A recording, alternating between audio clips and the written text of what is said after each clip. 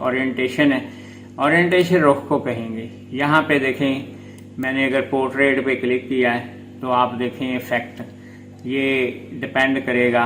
यहाँ मैं आके रिवर्ट करता हूँ ताकि, क्योंकि मेरे पास जो मॉनिटर है एलसीडी, ये विड्थ के हिसाब से, तो विड्थ के हिसाब से है तो ये लैंडस्केप करेगा। आप देखें वापस उसने रिवर्ट किया, वापसी कर दी मैंने, तो ये लैंड। लिहाजा इस कमांड का इस्तेमाल करते वक्त इस चीज़ का ख़ास ख्याल रखें कि आपके ये बाय डिफ़ॉल्ट सेटिंग कर लेता है खुद ही विंडोज़ ऑपरेटिंग सिस्टम इंस्टॉलेशन के दौरान ही, लेकिन अगर आप इनमें चेंजिंग करेंगे तो फिर उसकी जिम्मेदारी, ज़ाहिर बात है कि ये टेक्निकल वर्किंग है, आपका ग्राफिक्स कार्ड जो है कितना सपोर्ट कर रहा है उसे।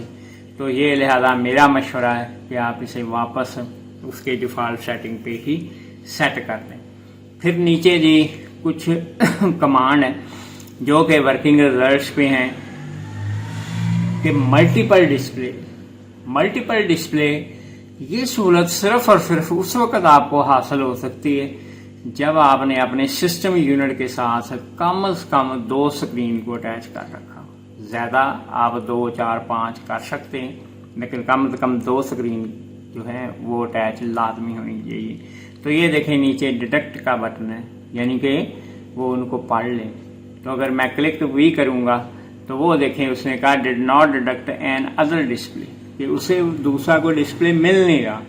लेकिन सबसे पहले इन्हें अटैच आप करेंगे सेकंड स्क्रीन को, थर्ड स्क्रीन को, फोर्थ, फिफ्थ स्क्रीन को, तो फिर आप इस कमांड से फ़ायदा ले सकते हैं कि वो आपकी स्क्रीन वर्किंग जो है रिजल्ट आपको मिलना शुरू हो जाएगा। उसी तरह वो डिवीजन में बना देगा, वो 5 स्क्रीन है, 4 स्क्रीन है, 3 है, इनको आपके एलसीडी पे दिखाना शुरू कर देगा।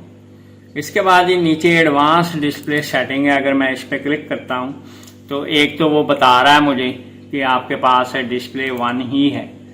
ये देखिए मैं क्लिक भी कर रहा हूँ तो वो मुझे बता रहा है कि आपकी स्क्रीन 1 ही है। यहाँ अगर 2 होती तो लिस्ट में 2 आ जाता, यहाँ 3 होती 3 आ जाती। लिस्ट में उस हिसाब से लिस्ट बढ़ती जानी चाहिए। ऑटोमेटिक डिडक्टेबल है तो उसका फ़ायदा हम ले सकते हैं उसके हिसाब से, ताकि वर्किंग रिजल्ट हमें मिल सके। तो 1 है। बाकी है डिस्प्ले इंफॉर्मेशन कि आपके सिस्टम के अंदर जो ग्राफिक कार्ड है वो कितनी ताकत का मौजूद है। तो मेरे पास जो कंप्यूटर में माइक्रोसॉफ्ट कॉर्पोरेशन चिपसेट ये WDDM 1.1 का मौजूद है, और उसका मॉडल नंबर है कि कौन सा लगा हुआ, इंटेल जेन्युइन। और इसके बाद जी के डेस्कटॉप रेगुलेशन वो बता रहा है, एक्टिव सिग्नल रेगुलेशन बता रहा है। ये आपको इंफॉर्मेशन दे रहा है कि जी आपका जो LCD स्क्रीन है वो किस ताकत पे, सेटिंग पे, वर्किंग में है या चल रही है। यहाँ कलर स्कीम भी दे रहा है, RGB यानी रेड, ग्रीन, ब्लू, और स्टैंडर्ड कलर स्पेस भी वो वर्किंग में जी, स्टैंडर्ड डायनामिक रेंज नीचे STR वो बता भी रहा है। इसके अलावा जी इसके अंदर जी कि डिस्प्ले अडॉप्टर प्रॉपर्टीज आप मज़ीद देखना चाहें तो आपको यहाँ पे ये सहूलत फराहम करेगा अडॉप्टर की, उसके बारे में सारी, कि आपका ग्राफिक कार्ड जो कंप्यूटर में लगा हुआ है वो कितनी ताकत का मालिक है। तो यहाँ पे जी 1695 MB ताकत का, आलमोस्ट मैं अगर कहूँ तो 2, ये तकरीबन आलमोस्ट जी 1.5 जो MB वर्किंग रिजल्ट्स हैं, यानी 1.5 इनको अगर हम डिवाइड करें कि GB में देखना है तो 1.5 यानी 1.5 GB का ग्राफिक कार्ड मुझे सपोर्ट कर रहा है इस स्क्रीन पे। फिर है जी डेडिकेटेड, इसके अंदर 64 MB है।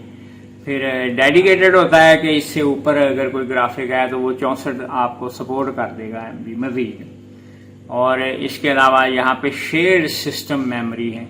तो आप देखें शेयर्ड सिस्टम मेमोरी का ये मतलब है कि आपको मज़ीद ज़रूरत पेश आ गई है तो फिर इतने MB वो मज़ीद आपको ग्राफिक्स की सहूलत फराहम करेगा। इससे ऊपर आ जाएगा तो आप अक्सर देखें कुछ ऐसी गेम्स होती हैं, ऐसे हैवी सॉफ्टवेयर होते हैं, तो वो ना हम कहते हैं ये तो स्क्रीन पे रुक रुक के चल रहे हैं, तो वो क्या जी उसको ग्राफिक्स कार्ड जो है सपोर्ट प्रॉपर नहीं कर रहा होता।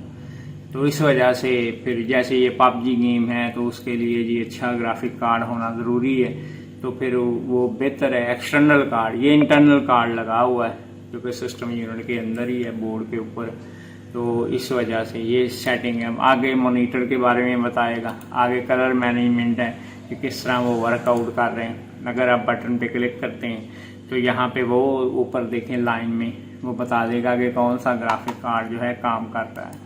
ये टेक्निकल मालूमात है, इन के अंदर आप अपने कंप्यूटर के बारे में ग्राफिक्स कार्ड के हवाले से अगर मालूमात आपको चाहिए दरकार हो तो। फिर लास्ट है रिफ्रेश रेट लिखा हुआ।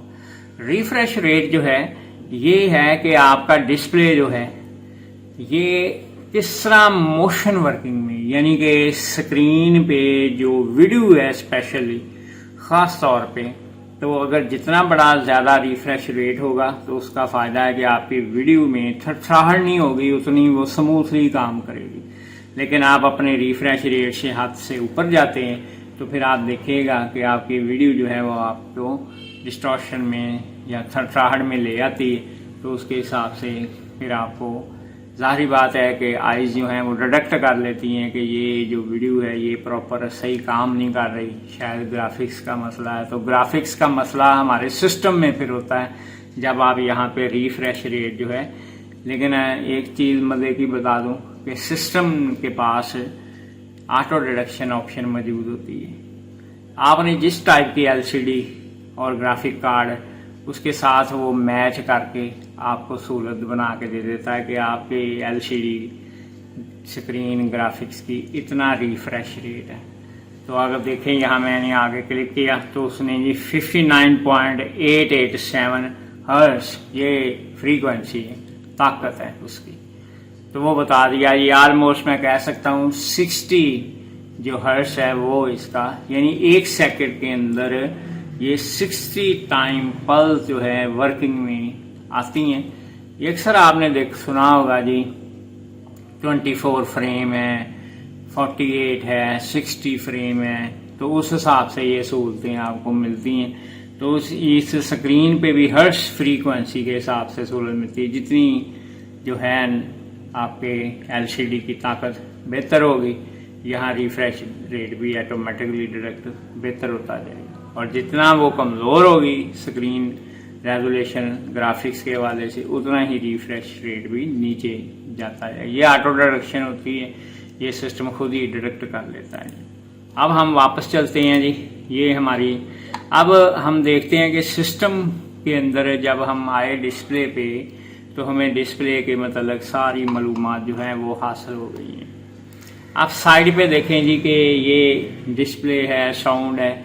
ये अभी फ़िलहाल मैंने क्योंकि डेस्कटॉप राइट क्लिक ये शॉर्टकट कमांड जो हिडन है उनके बारे में, तो उसमें डिस्प्ले सेटिंग की बात कहानी आई थी। तो इस कहानी को अब हम यहाँ पे क्लोज करते हैं कि अब